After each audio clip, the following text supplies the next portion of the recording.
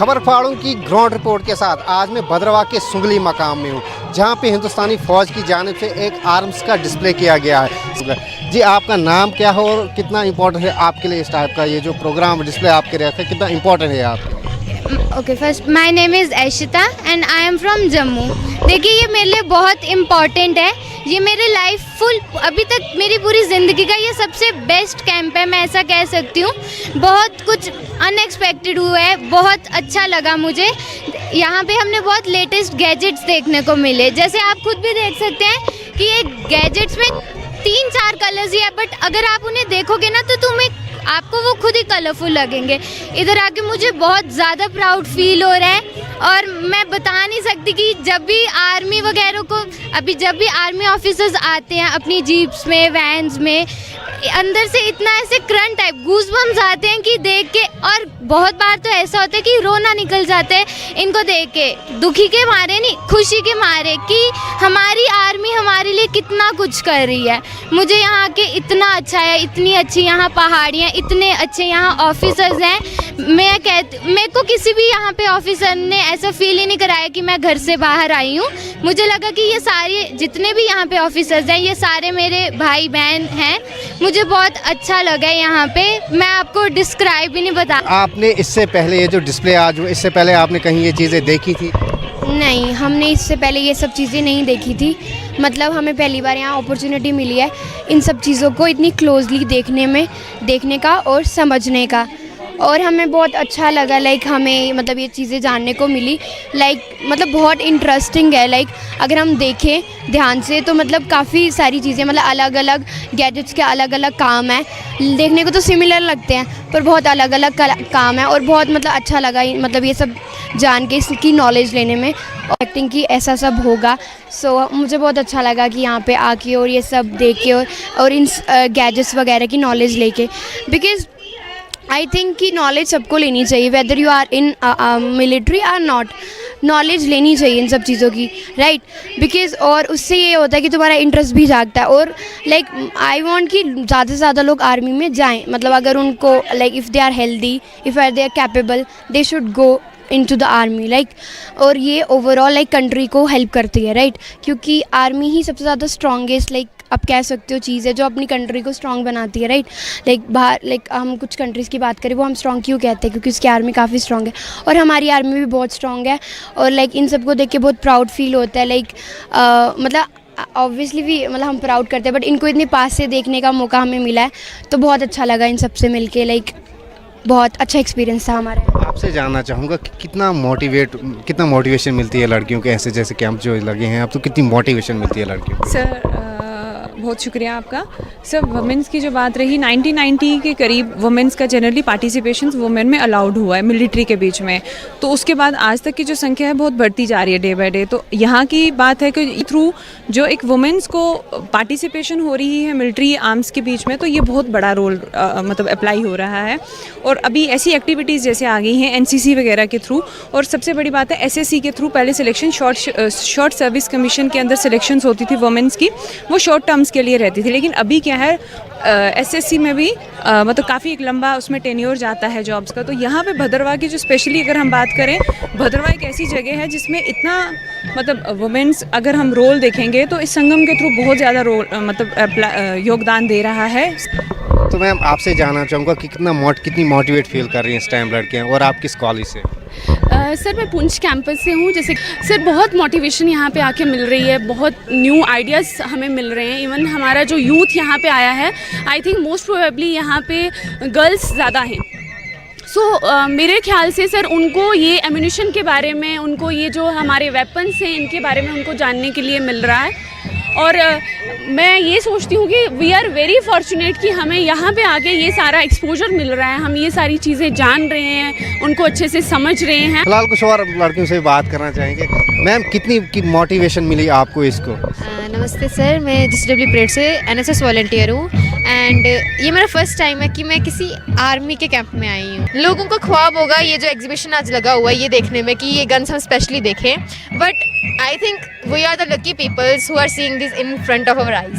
And most of the peoples PUBG में खेलते होंगे बट उनसे कोई फ़ायदा नहीं। हम अपने आप को खुशनसीब मान रहे हैं कि हम लोगों को देखने को मिल रहा है, फेस करने को मिल रहा है ये सब। Thank you sir.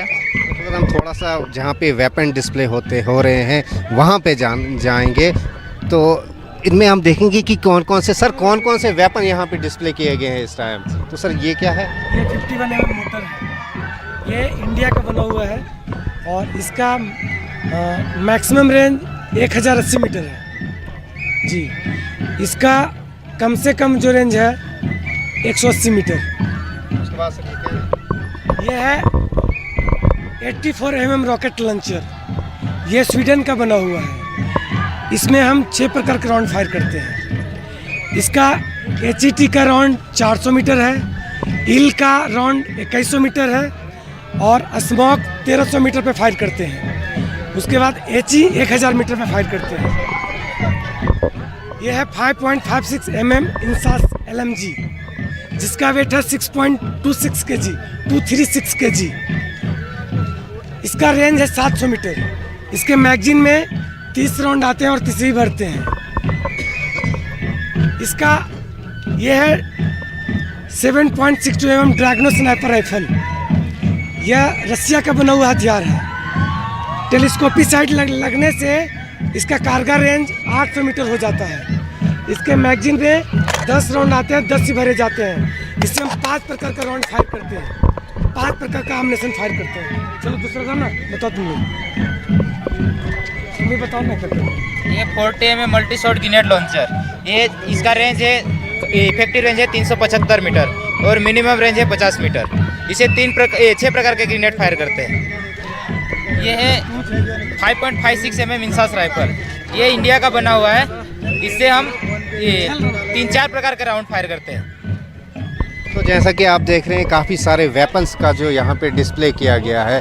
तो जैसे कि हमने अभी तक जितने लोगों से हमने बात की, जिन लड़कियों से हमने बात की, उनका एम जो है इस डिस्प्ले के बाद जो है उनका आर्मी के लिए और भी जोश बढ़ गया है। न्यूज़ 18 जम्मू कश्मीर लद्दाख के लिए भद्रवाह से मैं साहिर हुसैन। पहाड़ों के आज के इस एपिसोड में आप सभी का इस्तकबाल है। मैं हूँ बिलाल बाली। सब डिवीज़न रामसू का जो EHC हॉस्पिटल है वो एक बेड पर मुश्तमिल है। यहाँ की आवाम को जो हर दिन सख्त मुश्किलात का सामना है। एजाज साहब हमारे साथ है। Sir hospital, sir Ramsu hospital board लगा है BSc का, जब से बना है क्लिनिक में एक सूट का डिफरेंस नहीं है। आवाम किस तरह परेशान होती है और क्या कर मुतालबा करेंगे? एक विज़िट पहले भी डायरेक्टर साहब ने यहाँ खुद किया था, उन्होंने यहाँ की हालात देखी थी। यहाँ पर हमने उनको ज़मीन का भी मुआयना कराया था। इतनी ज़मीन हमारे पास है जिसकी वजह से आप यहाँ पर स्ट्रक्चर तैयार कर सकते हो। पहले ज़मीन का मसला हल हो गया। अब मेरी सरकार से अपील है कि जल्द अज जल्द, जैसे ये खाली 2 बेड वाला एक हॉस्पिटल है, सन 1947 बेड सिंगल बेड है, 1947 से लेकर PHC का बोर्ड लगा दिया है। यहाँ पर ना कि कोई सुविधा किसी को नहीं मिल रही है। इसलिए हमारी एक अपील है, यहाँ गायनोकोलॉजिस्ट एक डॉक्टर होना चाहिए जो फील फोर, अगर वो यहाँ पर सर्जरी नहीं कर सकता है लेकिन किसी की माँ बहन, हमारी जो भी माँ बहन बेटियाँ हैं, उनका फील फोर पर कुछ इलाज हो सके। उसके बाद रहा जो MBBS डॉक्टर्स हैं, उनके पास कल जो बात हुई, जो हमारे पास एक मसला हुआ, इनके पास देखिए, हम इस वक्त तो इन पर प्रेशर तो बना रहे हैं लेकिन कुछ कमज़ोरियाँ डिपार्टमेंट की है जो इन तक सामान प्रोवाइड नहीं कर सकते हैं। देखिए, एक नीडल नहीं अगर यहाँ पर हो सकती है, ये लोगों को बताएं कि हमारे से हो नहीं सकता है, तो हम लोगों से चंदा करके यहाँ पर कोई सामान प्रोवाइड करेंगे। लेकिन ऐसा जो हमने कल पाया, ऐसा आगे को नहीं होना चाहिए। यहाँ पर एक बच्ची जो डिलीवरी के टाइम पे लाई गई थी, मेरी उसकी डेथ हो गई, यहाँ पर पहुँचाई। यहाँ कोई गायनोकोलॉजिस्ट नहीं था और उसकी वजह से उनको पता नहीं लगा इसका टाइम क्या है, इसको पेन कौन सी है, और उस पेन की वजह से उनको पेन बंद करने की ही दवाई दे दी, जो कि उस बच्चे की डेथ हो गई डिलीवरी के अंदर। मतलब बच्चा पेट में ही दम तोड़ बैठा और उसके बाद उसकी माँ भी दम तोड़ बैठी। इन चीज़ों के लिए हम यहाँ पर, एक बात है, आज हमें यहाँ पर आपको लाने का, और DDC साहब हैं और BDC साहब हैं, यहाँ सरपंच साहिबान हैं, 2 सरपंच हैं, 5 साहिबान हैं। हमारा इस हॉस्पिटल में विज़िट करने का एक ही मौक़िफ़ है कि हमारे लिए भी कोई, अगर बानीहाल में सब डिस्ट्रिक्ट हॉस्पिटल है और रामबन में डिस्ट्रिक्ट हॉस्पिटल है, उकड़हाल में अगर फैसिलिटी है तो रामसू में एक्सीडेंटल हॉस्पिटल अगर है, अगर इसको पीएचसी का दर्जा दिया है तो इसे फील्ड 4 अपग्रेड किया जाए। चलिए बहुत शुक्रिया। यहाँ पर फयाज साहब है, हॉस्पिटल फैसिलिटी होना बहुत ज़रूरी है। क्या पेशरफ्त हुई है इस हॉस्पिटल को बनाने को लेकर, तो क्या उम्मीद करे आवाम की जो उनको इलाज है वक्त पर यहाँ पर मिल सकेगा? यहाँ पे बड़े अफसोस से आज कहना पड़ता है, आज बड़े टाइम के बाद जो रामसू हॉस्टल में हमने आज विज़िट किया, जिसे हमारे पूरे PRIs पूरी टीम थी और बाकी पब्लिक भी हमारे थे। जब हमने यहाँ पे देखा कि कल सी गरीबी हालात में हमारे लोग जो है ऊपर पहाड़ियों से आके रामसू हॉस्टल में अगर उनको ये सुविधा नहीं मिले तो फिर ऐसे हॉस्टल को करना क्या है यहाँ पे। और दूसरी चीज़ यहाँ पे बड़ा अफसोस हो रहा है कि ये रामसू का स्ट्रेच जो है सबसे स्टेट में सबसे टॉप लिस्टेड जो है एक्सीडेंटल केस है रहता है, अक्सर में जो है खबरों में छाया रहता है। और यहाँ पे एक आप यहाँ अगर देखेंगे तो एम्बुलेंस यहाँ पे जो है वो एम्बुलेंस नहीं है, ये तो बड़ी अफसोस की बात है। वैन रखी हुई है, बनिहाल में 8-8 एम्बुलेंस हैं, उकड़हाल में 3-3 एम्बुलेंस हैं, बाकी एरियाज में है। तो हमारे यहाँ रामसू में जहाँ स्टेट में पूरे कहा जाता है कि हर दिन 4, 5, 10, 1, 2, 3 एक्सीडेंट होते हैं, तो ये बड़े अफसोस के से कहना पड़ता है कि यहाँ पे एम्बुलेंस नहीं है। तो ठीक है, हम मानते हैं कि बिल्डिंग की जो है कमियां हैं, यहाँ पे एक बेड का हॉस्टल यहाँ पे है, मगर सरकार हमारी जो है वो इस चीज़ पे ध्यान नहीं दे रही। पिछली बार भी यहाँ डायरेक्टर साहब आए और उसका जो है डिज़ाइन कर रहे हैं वो हॉस्पिटल का। तो मैं सरकार से गुजारिश करना चाहता हूँ कि जल्द से जल्द जो है इसको रिनोवेट कराइए, तब तक जब तक आपका टेंडर हो रहा है। यहाँ पे जिस चीज़ की कमियां हैं, जिस चीज़ की परेशानियां हैं हॉस्पिटल में, डॉक्टर्स को जो है टाइम 24 घंटे यहाँ रहने चाहिए। स्वीपर नहीं है, स्वीपर डॉक्टर साहब से मेरी बात हुई, वो कह रहे हैं कि उसको जो है हम हायर कर रहे हैं, 1000 रुपये जो महीने का हम दे रहे हैं या वो कुछ दे रहे हैं। तो ये बड़े अफसोस से कहना पड़ता है कि यहाँ पे स्वीपर नहीं है। इतना बड़ा रामसू डिवीज़न होकर इसके इलाके नील पड़ते हैं, चक्का, सर्वग्नी, खड़ी, ये एरियाज जो है हालवगन और दरदही और इधर सुमड़ का एरिया भी जो है रोवर रामसू के साथ कनेक्टिविटी है। अभी डुगडोल का रोड जो खोला अभी कंप्लीट हुआ, तो गोया कि हम जो है दिन ब दिन जो है पीछे की हालत में जा रहे हैं। अभी भी यहाँ रामसू की जो हालत है यहाँ ग्राउंड लेवल के देखकर 1947 के दौर में ही गुजर रहा है। दुनिया जो आसमान को छू रहे हैं, तो हम जो है उसी 1947 के दौर में रामसू के लोग जो है गुजर रहे हैं। शफीक साहब, यहाँ पर क्या पेशरफ्त हुई है इस बिल्डिंग को बनाने के लिए? आप लोगों ने प्रोजेक्शन की, यहाँ पे विजिट्स हुई, ज़मीन दिखाई, इस वक्त क्या पोजीशन है और अब क्या मांग करते हैं? जहाँ तक यहाँ हमारी PHC का सवाल है, PHC नहीं है, बराए नाम PHC है। आपने विजुअल्स लिए होंगे, अंदर देखा आपने, सिंगल बेडेड है और उसकी भी क्या हालत है और डस्ट क्या है यहाँ और इंफ्रास्ट्रक्चर का क्या हाल है यहाँ, वो तो आपने खुद देखा यहाँ। और हमने बार बार गुजारिश की, मेरा इसी महीने मेरे ख्याल से 2nd विजिट है यहाँ, और हालत वही है। और परसों तो हद ये होगी कि हमारे बच्चों को 2 स्टिक लाने थे, उसके लिए भी हमें बानियाल रेफर किया गया। और मैं CMO साहब से गुजारिश करना चाहूँगा कि हम खामोश इसलिए थे कि चलो आपकी भी मजबूरियाँ हैं कुछ, लेकिन अब हम खामोश नहीं बैठेंगे। आप तो हमारे साथ मजाक कर रहे हैं, हमारे बच्चों के साथ मजाक हो रहा है ये इस हॉस्टल के नाम पर। और मैंने पहले भी गुजारिश की, एम्बुलेंस की भी कमी है, इंफ्रास्ट्रक्चर भी की यहाँ कमी है। और आज जो मैंने एक ड्राइंग देखी, हेल्थ डिपार्टमेंट ने वो दिखाई मुझे ड्राइंग, क्योंकि हम अपनी तरफ से कोशिश करते रहते कि भाई हमारा मसला कहाँ पहुँचा। उसमें देखा मैंने कि मर्चरी है उसमें, और कल परसों यहाँ और एक्सरे रूम है इसमें, और यहाँ परसों ही यहाँ एक्सीडेंट हुआ और 7 यहाँ पेशेंट आए और स्टिक लगाने के लिए इनके पास सुई नहीं और यहाँ पेशेंट रखने के लिए कोई जगह नहीं। मेरी गुजारिश रहेगी कि फील्ड 4 हमारे इस मुतालबे को, इस अस्पताल को एक्सीडेंटल का दर्जा देकर, ताकि हमारे यहाँ एक्सीडेंटल एरिया है ये और गवर्नमेंट को भी पता है, लेकिन हॉस्टल के नाम पर यानी कि हमें मेडिकल फैसिलिटी के नाम पर हमारे साथ खिलवाड़ है, सिंगल बेडेड है और उसमें भी क्या हालात है। मैं गुजारिश करना चाहूँगा ज़िला इंतजामिया से, LG इंतजामिया से, आपने अगर फुल फोर ध्यान नहीं दिया तो हम सारे लोग आकर नेशनल हाईवे पर बैठ जाएंगे, फिर देखते हैं क्या होता है। चलिए, बहुत शुक्रिया हमारे बात करने के लिए जी।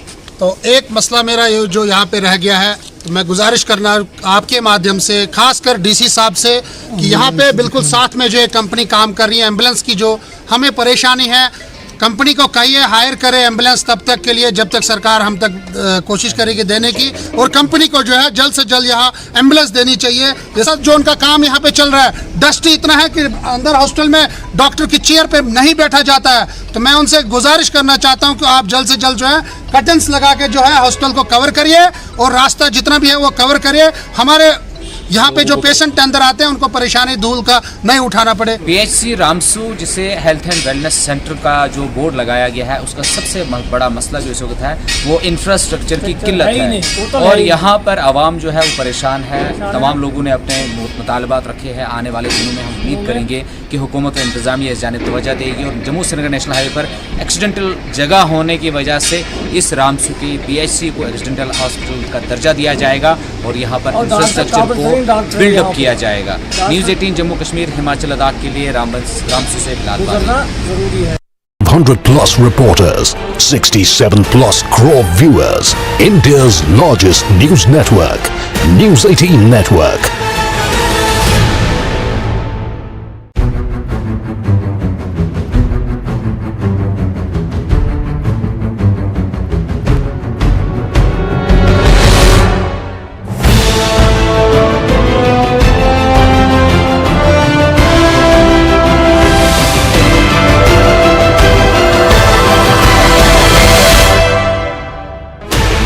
Sixteen channels, 15 languages, 26 states, 1200 plus reporters, 67 plus crore viewers, India's largest news network, News 18 Network.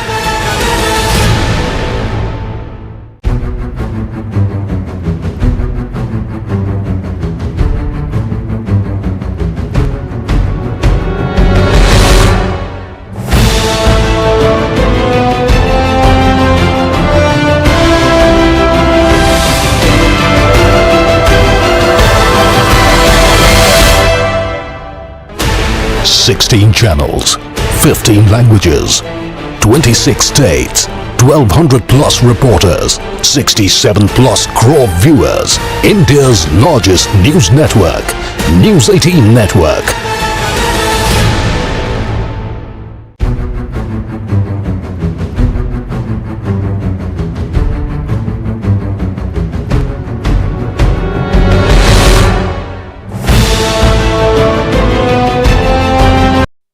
ਲਈ ਤਾਂ ਅਸਲ ਪੁੱਜੀਆਂ ਪੁੰਛ ਨੇ ਨਈ ਬਸਤੀ ਵਾਰਡ ਨੰਬਰ 2 ਚ ਨਈ ਬਸਤੀ ਵਾਰਡ ਨੰਬਰ 2 ਨੇ हज़ारों लोगों ने एको परेशानी है कि उन्होंने जी सड़क है ये 500 मीटर कम से कम सड़क है जी आज तक नहीं बन सकी और इस सड़क की हालत को इस सड़क पर जो है गड्डियां तो दूर लोगों पैदल चलना मुश्किल है और लोगों का ये आना है कि इस सड़क की वजह उन्हें बच्चों की बड़ी परेशानी होनी जो बच्चे स्कूल जाने और खास करी जिसले बारिश वगैरह होनी उसलिए लोग बड़े परेशान होने क्योंकि इस सड़क पर जो है तुम देख सकते हो कितने बड़े बड़े खड्डे हैं पत्थर हैं और आज तक ना तो इसने जी है मुरम्मत की गई और ना ही सड़क की सही तरह बनाया गया है और लोग परेशान लोग चाह रहे हैं कि इस सड़क की सही तरह बनाया जाए ताकि लोगों की जी है परेशानी दूर हुआ और इस सड़क तो बनने के बाद जो है ये अगला पूरा जो इलाका है नई बस्ती है और उस बाद पुरानी जी इलाका है इतने वार्ड नंबर 2 ना उत्थे भी इस नाल फायदा लोगों को होने वाला है और लोग चाहते हैं कि इस सड़क की बनाया जाए। लोगों ने ये आना है और अस लोगों गल कर सकें कि वो क्या चाहते हैं इस सड़क के लिए और उन्हें कितनी परेशानी होनी सारे कोई लोकल उन्होंने गल कर सकें उन्हें इस सड़क के कारण कितनी परेशानी है। अब सुनो जनाब मेरा नाम मोहम्मद आरिफ है। आप जी किस परेशानी बनी सड़क जनाब सड़क की बहुत खस्ते हाल है वार्ड नंबर 2 विच पैनी है बिल्कुल मतलब सिटी विच इथों आधा किलोमीटर दूर है हॉस्पिटल तो जनाब अगर किसी ले जाना पैना है तो चुकी के ले जाना पैना है रोड ना कोई फ़ायदा नहीं है बिल्कुल कच्ची खस्ते हाल बिल्कुल ट्रालियाँ नहीं चल सकनी इस रोड में कोई रोड ही नहीं पई कोई कुछ नहीं जिस तरह एक दफ़ा कटाई हुई सी बस मुड़ के किसी ने कोई देखा भी नहीं। आज सुने हैं कि बड़ी दूर दूर थोड़ी पहाड़ों तक रोड PMG ने पहुँचाई दी है बड़ी बड़ी इतने वार्ड नंबर 2 सिटी विच है तो इसकी ये हालत है जनाब तो वही एडमिशन कहना चाहते हैं कि चलो सारी तरफ ही थोड़ा ध्यान दिया जाए चाहने आज के अगर रोड की इसकी भी कोई देखे कोई इसकी भी चलो कोई मरम्मत करे कोई ना कोई आजकल हर जगह रोड बन रही हैं चलो साड़ी रोड भी अगर किसी खाते में चढ़े रहे चंगी गल कुछ और उन्होंने गल करना कि उन्होंने कहना क्योंकि शहर में इलाका है जितना ना सर मेरा नाम अजीम है जी शहर में इलाका सड़क में बुरी हालत क्या हालत होने सर असल एडमिनिस्ट्रेशन की ये अपील है सर इस सड़क की जल्द से जल्द बनाया जाए सर इस सड़क ने करके ऐसे काफ़ी परेशानी आनी है सर ऐसे अगर पेशेंट की किसी मरीज की सर अस्पताल खड़ना हो ना और जिस तरह पहले जमाने नहीं हो सके मंजिया पर चुकी मरीज की अस्पताल खड़ना है सर उस तरह से ही खड़ना पैना है किसी ने ऑपरेट हुए मंजे पर चुके सर आना पैना है सर इतने सड़क इतनी खस्ता हालत है कि जिसमें बारिश होनी ना बारिश होनी फिर इतने कोई बंदा भी नहीं लंघी सकना असल एडमिनिस्ट्रेशन की ये अपील है कि इतने सर बहुत बड़ी बस्ती है सर लगभग सर 500 के करीब सर पॉपुलेशन है जितने ग्राम मतलब 2 या 250 पॉपुलेशन है उधर अगर रोड है तो ये तो पूरी सिटी मेन एरिया सर इतने रोड क्यों नहीं असल एडमिनिस्ट्रेशन की ये अपील है कि तुम अगर ये रोड कड्डी नहीं है इस रोड की जल्द से जल्द जगह है इसकी पक्का किया जाए तो रोड जल्द से जल्द तामीर की जाए। कुछ और उन्होंने गल कर उन्होंने क्या कहना हाँ जी सुनो साहिल साहिल जी क्या परेशानी होनी सड़क के कारण जैसा तुसें देखा ने सड़क की हालत ते सड़क ही बने ने मतलब 7-8 साल हुई है ना तो जिथा थोड़ी बननी चाहिए सी उथा थोड़ी तो बनी नहीं, उस तो अद्धे ही वो भी कच्ची है, तो उसने हालत देख ही सकने हो। तो अस ये चाहते हैं कि इस रोड नहीं जल्द तो जल्द तहकीकात हो गया कुछ रोड बना है, क्योंकि जिस तरह दसा ना कि पेशेंट ने बारे बहुत मतलब परेशानी होनी है, आम आदमी ने बारे बहुत परेशानी होनी है, तो बाकी जो भी होना है तो जिस तरह मतलब आम आदमी चक्कर मतलब इस पॉलिटिक्स चक्कर भी आम आदमी घसीटा जाना है। तो अस ये चाहते हैं कि जो रोड ना कम है पूरा होगा, तो यह बिल्कुल मतलब नहीं होया ना काम पूरा। तो लोगों ने आना कि इस सड़क की वजह से जो वो काफ़ी उन्हें परेशानी होनी, क्योंकि जो कोई मरीज है अज शहर नहीं ये वार्ड नंबर 2 नहीं अगर ये हालत है तो ग्रां क्या उसी हालत। और लोग ये चाहते हैं कि इस सड़क की जो है वो पक्का किया जाए, क्योंकि लोगों ने आना कि बच्चों की परेशानी होनी, बीमारों की परेशानी होनी, और राती बहुत ज़्यादा मुश्किल होनी, क्योंकि जो पत्थर निकले ने पत्थरों से लोगों चलना मुश्किल होना। और लोग ये भी आने कि जो बारिश होनी, क्योंकि पहाड़ी इलाका है तो पूरा पानी जो है इस लंघना और इस लंघना मुश्किल हो जाना, इसके लिए लोग ये चाहते हैं कि इस सड़क की जो है जल्दी जल्दी पक्का किया जाए ताकि लोगों की परेशानी दूर हो। मुनीष शर्मा, न्यूज़ 18 जम्मू कश्मीर लद्दाख हिमाचल से पहुँचता हूँ। पर पहाड़ों की विच आज तुसां दा स्वागत करने तुसां अस एक ऐसी शख्सियत नाल मुलाकात करवासा जिन्हें पहाड़ी, उर्दू और अंग्रेज़ी लैंग्वेज तीनों लैंग्वेज शायरी की, कौमी नहीं बल्कि आलमी सतह पर भी उन्हें अपना नाम कमाया। मेरा मतलब है जुल्फ़कार नकवी जी। तुसां अस जरा न्यूज़ 18 स्वागत करने। बहुत शुक्रिया नाज़िम जी। सर सब तो पहले मेरा क्वेश्चन है कि तुसां अपनी इब्तदाई तालीम कुत्थों हासिल की? जी मेरा घर गुरसाई है, जरा एक बहुत बड़ा ग्रां है जिला पुंछ ना, उस विच मैं 10 जून 1965 पैदा होया। इब्तदाई तालीम जी गुरसाई सर जरा शुरू भी तो 5वीं तक होना सा, लेकिन जो ही अस 6वीं गए तो 6वीं क्लास 7वीं 8वीं था 8वीं तक उत्थे रहे। उसके बाद 9वीं 10वीं जी हरनी हायर सेकेंडरी अज हो गया, उसका हाई स्कूल होना सा उतों की। फिर उस तो बाद जो वो ग्रेजुएशन पुंछों की, और उस तो बाद फिर मैं अलीगढ़ तो जो है MA इंग्लिश की। उस तो बाद कलकत्ता थी BIAMS की। तो फिर रेडियो स्टेशन में 1994 जिला वापस आया अलीगढ़ तो कॉलेज अडाक इंग्लिश ना अडाक लेक्चर जो वो उथे लग गया। तो उथे उन्होंने दिनों 1994 ऑल इंडिया रेडियो पुंछ जो उसका इफ्तिताह होया। तो उथे बतौर अनाउंसर और पहाड़ी जड़ा पहाड़ी भी जड़ा वो कंपेयर जो उन्होंने जरूरत सा, तो उथे पहाड़ी कंपेयर और उर्दू अनाउंसर दोवां उस तरीके नाल मैं काम किया। सर 4-5 साल उत्थे भी 1999 तक उत्थे काम किया। उसके बाद फिर मैं वापस आ गया, फिर टीचर अपॉइंटमेंट हो गई। फिर उस तो बाद जो 2004 PSC ने थ्रू जो वो इंग्लिश ना लैक्चर जो एजुकेशन डिपार्टमेंट आ गया।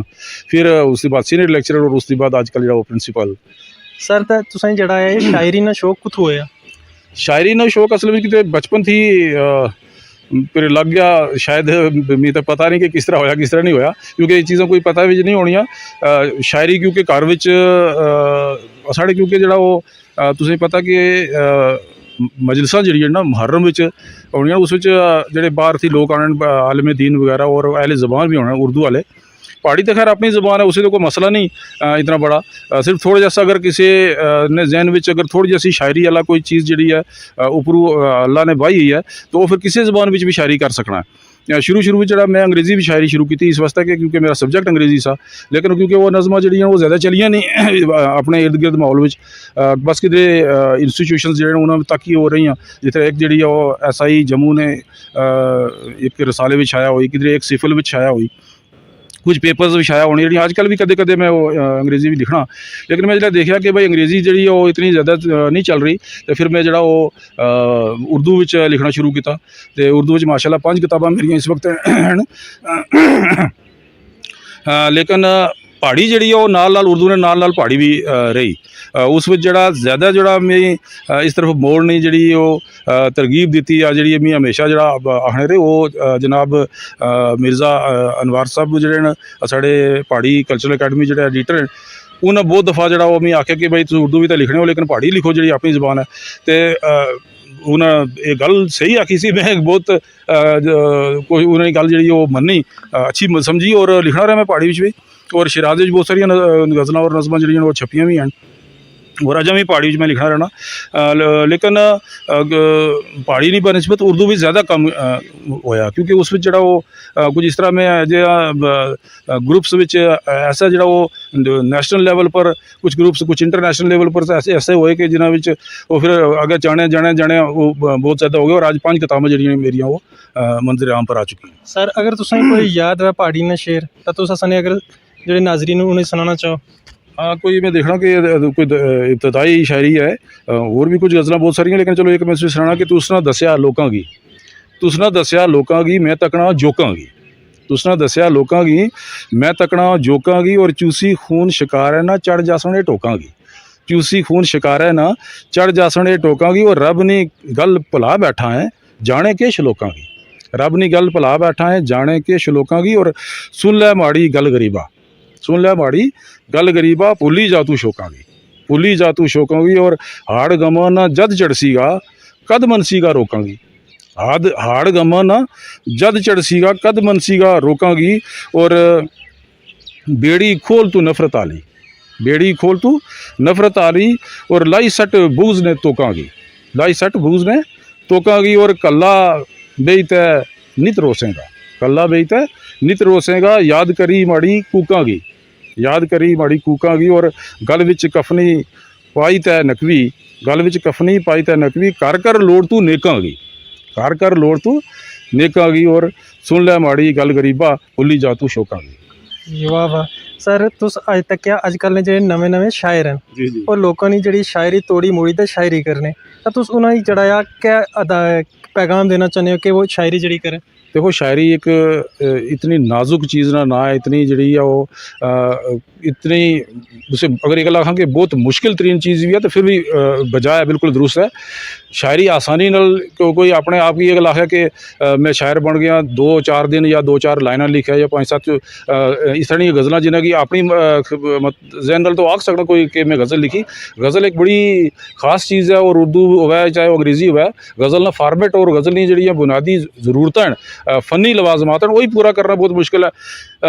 मैं कई दफ़ा ये गल आखी है अपने नवे लिखने वाले की और इस नाल वो नाराज़ भी होने रहे मेरे कोलों कि भाई पहला जरा वो मुतालिया चाहिए अगर असें पढ़ सा नहीं तो असें कोई जल्दी 2 दिन में गालिब कोई बनना चाहे तो नाज़िम साहब नहीं बन सकना उस वास्ते पूरी उम्र जी वो लानी पैनी है। मैं 30-35 साल हो गए लिखने में अज भी